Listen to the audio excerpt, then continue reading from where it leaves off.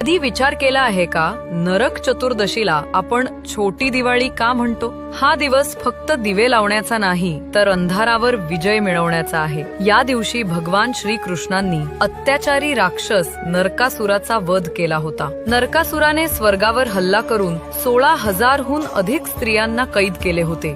सत्यभामेसह श्रीकृष्ण युद्धभूमीवर गेले आणि सुदर्शन चक्राने नरकासुराचा वध केला। परंतु यानंतर त्या सर्व स्त्रिया स्वतःला अपवित्र समजून सती जाणार होत्या, पण श्रीकृष्णांनी त्यांना थांबवून त्यांच्याशी विवाह करून त्यांना पवित्रता दिली। पण मरण्यापूर्वी नरकासुराने एक वर मागितला, माझ्या मृत्यूदिनी लोक प्रकाश साजरा करतील आणि नरकातून मुक्त होतील। म्हणूनच आपण या दिवशी पहाटे तेल उटणं लावतो आणि अभ्यंग स्नान करतो। ही केवळ धार्मिक विधी नाही तर शरीर आणि मन शुद्ध करणारा वैज्ञानिक आणि आध्यात्मिक सण आहे। नरक चतुर्दशी आपल्याला सांगते, अंधार कितीही घनदाट असला तरी एक छोटा दिवा पुरेसा असतो त्याला नष्ट करण्यासाठी। म्हणून या दिवाळीत मनातही सकारात्मकतेचा एक दिवा नक्की लावा आणि नकारात्मकतेचा अंधार दूर करा।